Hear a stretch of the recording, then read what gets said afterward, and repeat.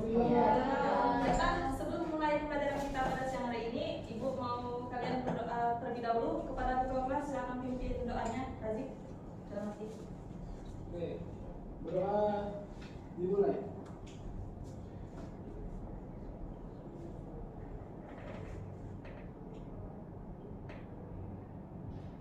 Berdoa selesai.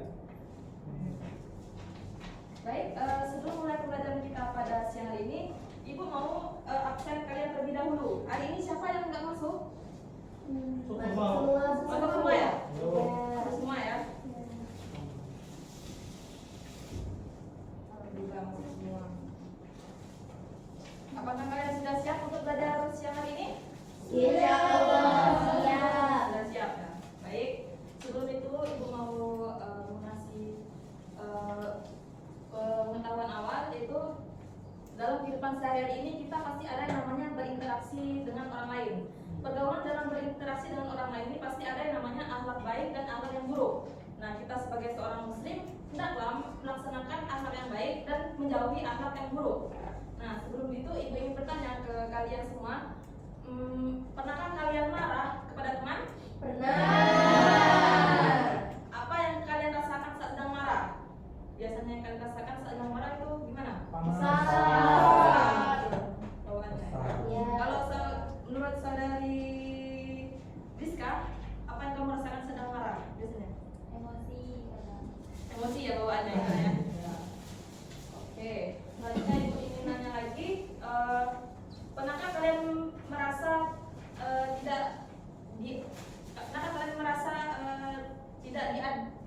diperlakukan berbeda dari yang lain? Pernah. Bagaimana perasaan kalian ketika di posisi itu? Dengki. Ya. Nah, itu masuk ke dalam contoh salah satu perilaku yang tidak baik jika tidak dikendalikan ya Nana.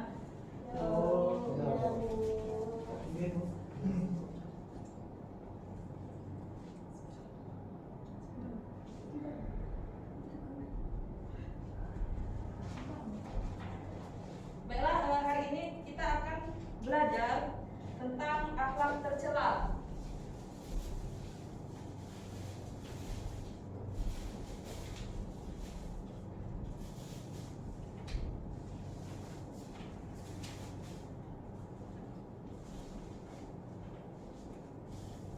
Akhlak tercela itu pemarah,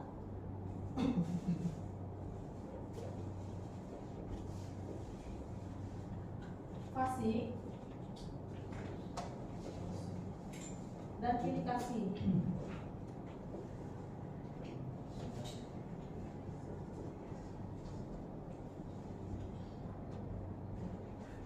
Nah, diharapkan setelah pembelajaran ini kalian paham dan menjauhi akhlak tercela tersebut. Baik, sebelum itu Ibu meminta kalian untuk membaca materi tentang akhlak tercela pada halaman 20.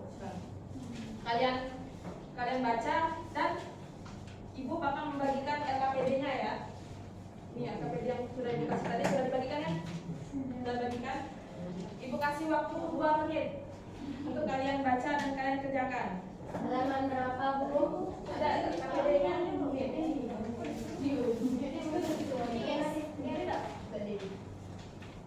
Kalian baca terlebih dahulu baru kalian kerjakan. Ya. Ibu kasih waktunya 2 menit ya. Bu, teman saya belum dapat ini, Bu. Belum ada ya? Saya juga Bu. Saya juga. Udah kan? Oh ini udah. Udah ada kan?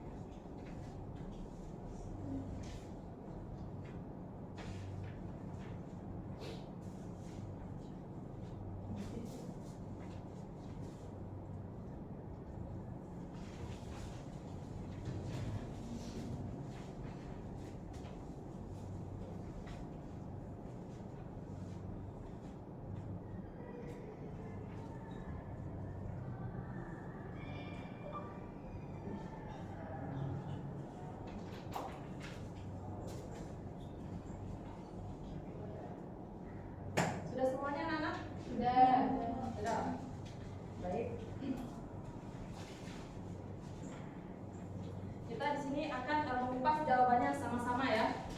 Ya, di sini siapa yang mau menjawab nomor 1? Saya. Ya, pada saudari Sutini, silakan coba Anda silakan baca. Akhlak tercela adalah jawabannya B, perilaku buruk yang harus dihindari. Ya, benar sekali. Jawabannya adalah B, perilaku buruk yang harus dihindari. Akhlak ini adalah tingkah laku atau perilaku ya. Nah, tercela itu adalah perbuatan yang buruk. Jadi akhlak tercela itu adalah perilaku buruk yang harus kita hindari. Bisa dipahami anak-anak? Bisa. Selanjutnya nomor 2, Ibu mau meminta saudari Dea untuk membaca nomor 2, pertanyaan nomor 2. Sifat pemarah adalah sikap seseorang yang jawabannya B, mudah marah dan sulit mengendalikan emosi. 2. Ya, benar sekali. Sifat pemarah adalah mudah marah dan sulit mengendalikan emosi. Karena marah ini merupakan luapan perasaan seseorang yang tidak senang karena sesuatu, entah itu karena dibohongi, entah itu karena dihina, ataupun karena sesuatu yang tidak tercapai dalam dirinya, hingga seorang itu bisa meluapkan amarahnya tadi. Bisa dipahami anak-anak? Insyaallah bisa, Bu. Baiklah, selanjutnya nomor 3. Ibu meminta Ananda Anissa untuk menjawab nomor 3. Salah satu akibat dari sifat pemarah adalah C, menimbulkan pertengkaran dengan orang lain. Ya, salah satu akibat dari sifat marah itu menimbulkan pertengkaran dengan orang lain. Nah, marah ini bukan hanya berakibat pada diri sendiri saja, tetapi kepada orang lain juga kena akibat dari marah tadi. Adapun bahaya marah bagi diri sendiri, yang pertama, meretakkan hubungan persaudaraan dan pertemanan. Karena apa? Orang yang dimarah tadi pasti akan merasakan yang namanya dihina atau dicemooh. Apalagi terlebih lagi jika yang dimarah itu tidak merasa bersalah. Yang kedua, orang yang suka marah akan dijauhi orang. Karena apa? Kalau siapa sih yang mau berteman dengan orang yang mudah marah, ibaratnya bawaannya marah, kayak males ibaratnya bawaan berteman dengan dia. Nah itu. Yang ketiga itu marah dapat mengakibatkan penyakit tumbuh dengan sendirinya. Di saat kita marah itu posisi otot tubuh dalam diri kita itu tegang. Itu yang bisa menyebabkan yang namanya kelelahan dalam diri kita. Sehingga dari situlah bisa menimbulkan yang namanya penyakit. Biasanya penyakit hipertensi. Pernah dengar nggak anak-anak? Yang keempat, orang yang marah akan mendapatkan dosa. Nah, terlebih lagi jika marahnya itu dalam berkelanjutan. Makin lama marahnya, makin lama juga, makin bertambah juga dosanya tadi. Itu. Adapun bahaya marah bagi orang lain. Yang pertama, menimbulkan rasa takut dan benci bagi orang lain, sehingga orang tadi pasti bakalan enggan untuk berurusan dengan orang yang mudah marah tadi. Dalam artian, males berurusan dengan dia. Pasti dia orangnya mudah marah, ibaratnya. Kita kan pasti nggak mau lah, nggak ada salah apa-apa dimarah, ibarat perumpamaannya gitu. Yang kedua, merusak perdamaian. Dalam artian apa? Kalau orang yang mudah marah ini dia lebih mengedepankan emosinya dibandingkan dengan yang namanya kesabaran, sehingga apa-apa diluapkan ibaratnya. Bisa dimengerti anak-anak? Baiklah, selanjutnya pertanyaan nomor 4, saya minta Ananda Keke untuk menjawab nomor 4. Nomor 4. Fasik adalah orang yang sering melanggar perintah Allah Subhanahu wa taala. Ya, benar sekali. Fasik adalah orang yang sering melanggar perintah Allah. Secara bahasanya itu keluar dari ketaatan kepada Allah Subhanahu wa taala. Nah, fasik ini ciri-cirinya umpamanya begini. Orang yang tahu itu ibadah wajib tapi dia berani untuk meninggalkannya. Dan orang tahu itu salah tapi dia tetap melakukannya. Itu masuk ke dalam ciri-ciri fasik. Contoh sederhananya gini, orang yang tahu ibadah wajib 5 waktu itu sholat itu wajib, tapi dia berani untuk meninggalkannya. Nah, itu masuk ke dalam golongan orang fasik. Bisa dimengerti anak-anak? Bisa. Selanjutnya pertanyaan nomor 5 kepada Ananda Nur Alia. Mohon dibaca. Salah satu cara untuk terhindar dari sifat fisik adalah jawabannya rajin beribadah dan menaati perintah Allah Subhanahu wa taala. Ya, jawabannya adalah rajin beribadah dan menaati perintah Allah. Itu salah satunya. Adapun cara lain untuk terhindar dari sifat fasik, yang pertama kembali kepada kitab suci Al-Quran dan ajaran Nabi Muhammad. Ajaran Nabi Muhammad ini apa yang diceritakan oleh Rasulullah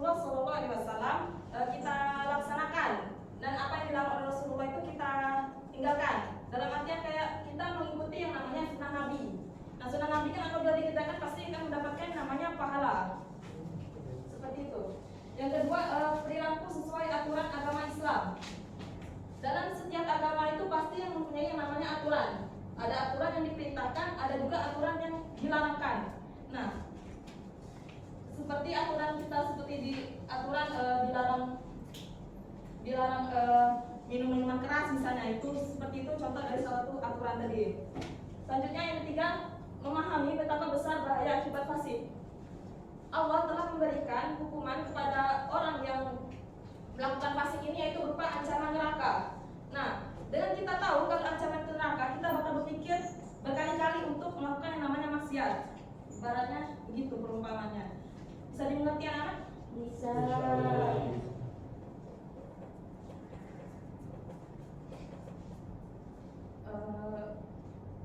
Selanjutnya nomor 6. Ibu minta Ananda ini ya. Sikap komunikasi adalah sikap A memperlakukan semua orang dengan adil, B memperlakukan orang secara sama, C membeda-bedakan orang karena lebih menyukai orang tersebut, D menghargai semua teman, C membeda-bedakan orang karena lebih menyukai orang tersebut. Ya, benar sekali. Jawabannya adalah C. Membeda-bedakan orang karena lebih menyukai orang tertentu. Dalam artian secara bahasa predikasi itu memihak atau berat sebelah. Nah, contoh predikasi ini misalnya dalam keluarga nih, ada 2 bersaudara. Nah, anak orang tua ini, anak yang terakhirnya anak bungsu ini dikasih makanan yang enak-enak, sedangkan anak pertamanya itu dikasih makanan yang biasa aja ibaratnya. Nah, itu salah satu contoh predikasi dalam kehidupan sehari-hari kita. Selanjutnya nomor 7 kepada Ananda Rosi. Silakan baca. 7. Dampak buruk dari sikap pilih kasih adalah D. Menimbulkan rasa iri dan tidak suka. Ya, benar sekali. Menimbulkan rasa iri dan tidak suka. Karena predikasi ini memiliki dampak lain seperti kayak permusuhan, pasti ya. Pasti bakal menciptakan namanya permusuhan. Yang kedua, adanya iri dengki. Pastilah beriri-iri ibaratnya perumpamannya. Yang terakhir pasti putusnya tali silaturahmi tadi.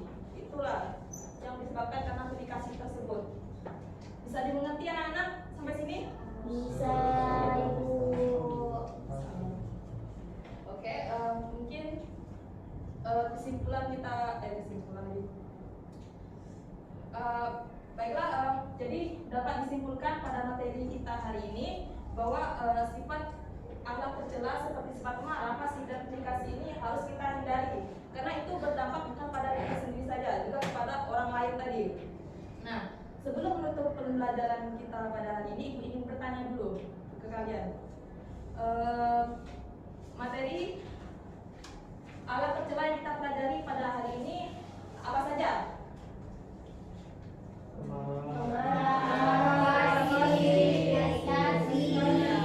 Benar sekali. Masih ingat ya? Masih. Yang pertanyaan kedua, Ibu ingin menanya lagi, mengapa sifat marah, predikasi, dan fasik ini harus kita hindari? Ada yang bisa jawab? Karena merupakan sifat yang buruk. Ya, benar sekali, dengan sifat buruk. Ada lagi yang menjawab? Saudari Adia? Ada yang kita tenang dan damai. Ya, benar sekali. Itu masuk juga ya. Saudari ya? Karena akan menimbulkan pertengkaran dengan orang lain. Ya, benar sekali. Oke, satu pertanyaan terakhir, pertanyaan terakhir.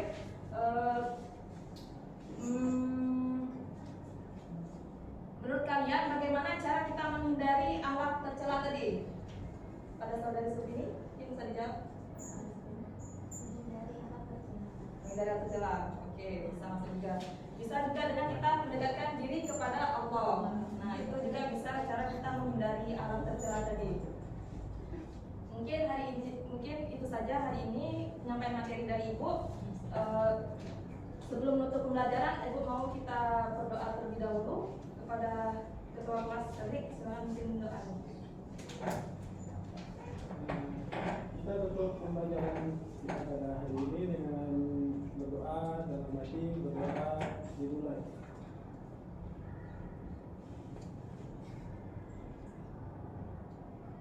Berdoa selesai.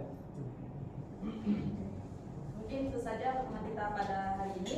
Apabila Ibu ada kata-kata yang salah, mohon maaf. Pada Allah yang mengampun. Saya kira wabillahi taufiq wal hidayah. Wassalamualaikum warahmatullahi wabarakatuh. wabarakatuh. Waalaikumsalam